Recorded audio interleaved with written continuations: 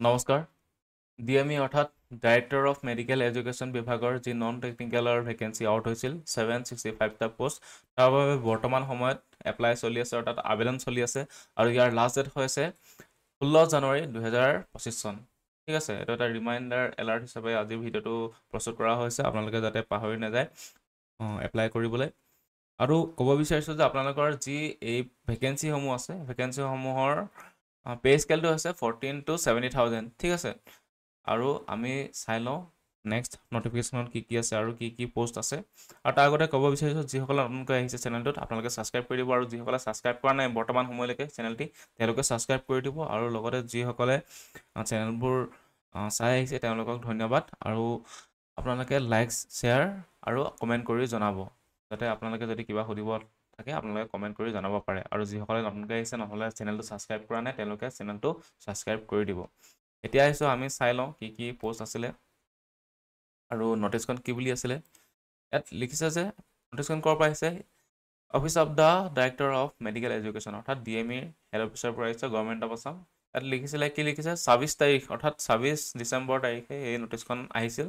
ইয়াত main point ইয়াত 5 তাৰিখৰ পৰা 16 তাৰিখলৈকে এপ্লাই ডেট চলি আছে অৰ্থাৎ 16 তাৰিখত আপোনালোকে 12টা বজালৈকে এপ্লাই কৰিব পাৰিব কিন্তু আপোনালোকে 16 তাৰিখলৈকে ৰখি নাথাকিব কাৰণ পিছত টেকনিকেল প্ৰব্লেমো হ'ব পাৰে নহ'লে বহুতো এনেকুৱা প্ৰব্লেম আগতেও হৈছে যে যোৱাবাৰো লাষ্টৰ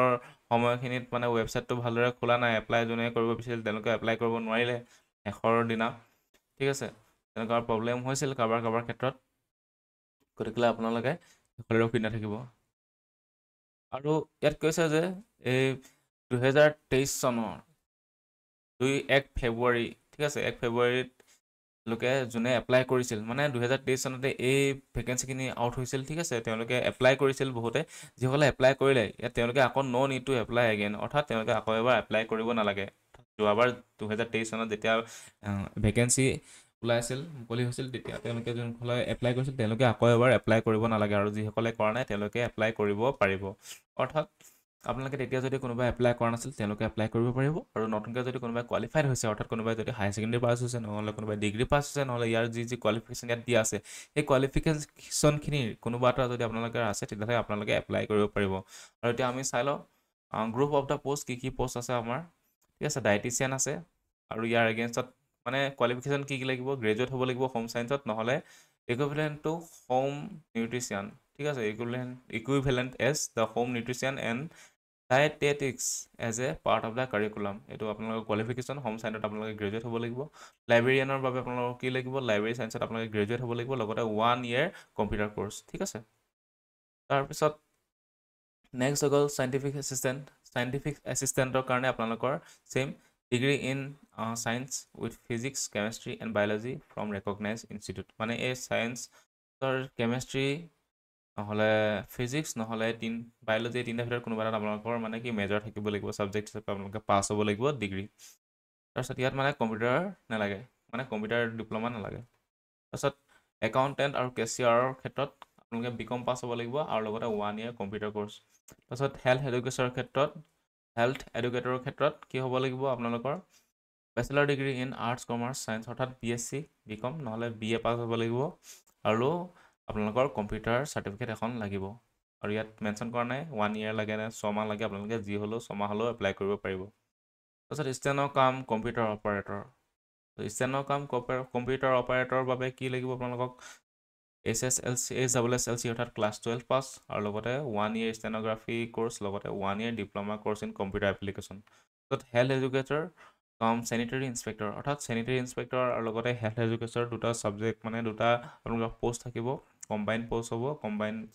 মানে ছাৰ্ভিচ হ'ব আৰু তাৰ বাবে আপোনালোকৰ লাগিব bachelor degree in arts commerce অৰ্থাৎ BA BSc নহ'লে বিকম তিনিটা ভিতৰত কোনোবা এটা পাছ আৰু লগতে কম্পিউটাৰ চাৰ্টিফিকেট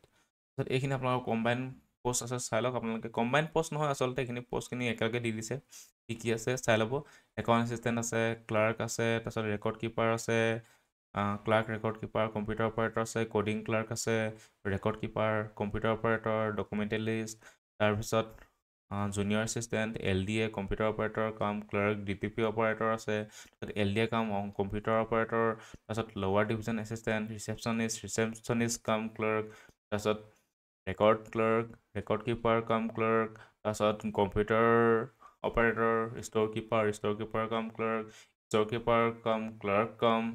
তাৰপিছত কম্পিউটাৰ অপাৰেটৰ, এই মানে কম্পিউটাৰ অপাৰেটৰ গোটেইখিনি আৰু জুনিয়ৰ এছিষ্টেণ্টৰ মানে এইখিনি পোষ্ট, ঠিক আছে। ষ্ট'ৰ কিপাৰ কাম ক্লাৰ্ক, ঠিক আছে, ৰেকৰ্ড ক্লাৰ্ক, এই সকলোবোৰ পষ্টৰ বাবে আপোনালোকৰ লাগিব ক্লাছ 12 পাছ আৰু লগতে 1 year কম্পিউটাৰ ডিপ্ল'মা, ঠিক আছে। তাৰপিছত নেক্সট হৈ গ'ল ষ্টেনো টাইপিষ্ট আৰু ষ্টেনোগ্ৰাফাৰ আৰু ষ্টেনো টাইপিষ্ট ষ্টেনোগ্ৰাফাৰ, তাৰ বাবে আপোনালোকৰ ক্লাছ 12 পাছ আৰু লগতে 1 year diploma course in steno typing, অৰ্থাৎ ষ্টেনোগ্ৰাফাৰ কোৰ্চ লাগিব আপোনালোকৰ 1 year আৰু 1 year কম্পিউটাৰ কোৰ্চ, অৰ্থাৎ কম্পিউটাৰ চাৰ্টিফিকেট। তাৰপিছত নেক্সট হৈ গ'ল এছিষ্টেণ্ট লাইব্ৰেৰী আৰু লাইব্ৰেৰী এছিষ্টেণ্ট, তাৰ বাবে ক্লাছ 12 পাছ লগতে 1 year diploma in computer application. তাৰপিছত হৈ গ'ল লেবৰেটৰী এছিষ্টেণ্টৰ বাবে আপোনালোকে ছায়েন্স ষ্ট্ৰীমৰ হ'ব লাগিব ক্লাছ 12 পাছ, ঠিক আছে। তাৰপিছত ষ্টেটিষ্টিকেল এছিষ্টেণ্ট হ'লে ষ্টেটিষ্টিচিয়ান, তাৰ বাবে লাগিব আপোনালোকৰ HSSLC অৰ্থাৎ class 12 pass with mathematics or statistics as one of the subject at the HSSLC level with 1 year diploma in computer application, মানে 1 বছৰ ডিপ্ল'মা আৰু আপোনালোকৰ ক্লাছ 12ত আপোনালোকৰ মেথছ নহ'লে ষ্টেটিষ্টিক্স, এই দুটাৰ ভিতৰত কোনোবা এটা ছাবজেক্ট থাকিব লাগিব, দুটা থাকিলেও একো প্ৰব্লেম নাই। তাৰপিছত হৈ গ'ল লাষ্টত ড্ৰাইভাৰ আৰু ভেন ড্ৰাইভাৰ, তাৰ বাবে আপোনালোকৰ ক্লাছ 10 পাছ আৰু লগতে LMV লাইচেঞ্চখন লাগিব, অৰ্থাৎ ড্ৰাইভিং লাইচেঞ্চ লাগিব। আৰু ইয়াৰ লগতে ক'ব বিচাৰিছোঁ মানে এজ লিমিটো থাকে নহয়, এজ লিমিটৰ বাবে আপোনালোকৰ যিসকল আনৰিজাৰ্ভ কেণ্ডিডেট মানে কোটা নাই তেওঁলোকৰ কি হ'ব 40 years, ঠিক আছে। তাৰপিছত OBC সকলো যদি কোনোবা আছে 43 yearsলৈকে দিব পাৰিব পৰীক্ষাটো, ST SCৰ বাবে 45 years আৰু PWD অৰ্থাৎ ফিজিকেল হেণ্ডিকেপ মানে যিসকল ব্যক্তি আছে তেওঁলোকৰ বাবে ৰিজাৰ্ভেশ্যন আছে 50 yearsলৈকে। আৰু আপোনালোকৰ মেইন মানে ভাল কথাটো কি হৈছে, আপোনালোকৰ কোনো এপ্লিকেশ্যন ফিজ নালাগে, অৰ্থাৎ নীল, মানে এটকা নিদিয়াকৈ আপোনালোকে এপ্লাই কৰিব পাৰিব। আৰু ছিলেকশ্যন প্ৰচেছটো কি হয়, যোৱাবাৰ নন টেকনিকেলৰ মানে 50টা কুৱেশ্যন আহিছিল, 2 নম্বৰকৈ আছিল এটা কুৱেশ্যনৰ এগেইনষ্টত আৰু 100 নম্বৰ পৰীক্ষা হৈছিল, ঠিক আছে। আৰু তাত কাট অফ ইমানে হাই গৈছিল, যিসকলে 48টা কাৰেক্ট কৰিছিল তেওঁলোকেও মানে নাম অহা নাছিল, গতিকে আপোনালোকৰ ইয়াত মানে হেল্থ মানে যোনটো DME পৰীক্ষা হয় কাট অফ বহুত হাই যায়, ঠিক আছে, তো আপোনালোকে মন কৰিব কথাটো। তাৰপিছত ৰিজাৰ্ভেশ্যন পষ্ট এইবোৰ নাচালেও হ'ব, গতিকে এইখিনি আছিল আজিৰ যি নটিছখন, আজিৰ নহয় আচলতে 26 তাৰিখে হ'ল ৰিলিজ নটিছখন, মই জাষ্ট এটা ৰিমাইণ্ডাৰ ভিডিঅ' হিচাপে প্ৰস্তুত কৰিছোঁ, আপোনালোকে যদি পাহৰি নাযায়, বহুতো কামত বিজি থাকে, বহুতে জব কৰি থাকে, নহ'লে মানে প্ৰাইভেট জবত থাকে কিছুমানে, বহুতো নিজৰ পঢ়া শুনাৰ ব্যস্ততাৰ মাজত পাহৰি যায়, গতিকে এই ভিডিঅ'টো পালে যাতে আপোনালোকে মানে এপ্লাই কৰিব আছে এনেকৈ যাতে আপোনালোকে মনত পৰি যায়, তাৰ বাবে ভিডিঅ'টো প্ৰস্তুত কৰা হৈছে। গতিকে আজিলৈ ইমানেই, আৰু ভিডিঅ'টো ছাবস্ক্ৰাইব কৰি থৈ দিব আপোনালোকে যিসকলে ছাবস্ক্ৰাইব কৰা নাই, আৰু ভিডিঅ'টো লাইক শ্বেয়াৰ আৰু কমেণ্ট কৰি জনাব আপোনালোকৰ যদি কিবা সুধিবলগীয়া আছে। আজিলৈ ভিডিঅ'টো ইমানটোৱেই, আজিলৈ ধন্যবাদ।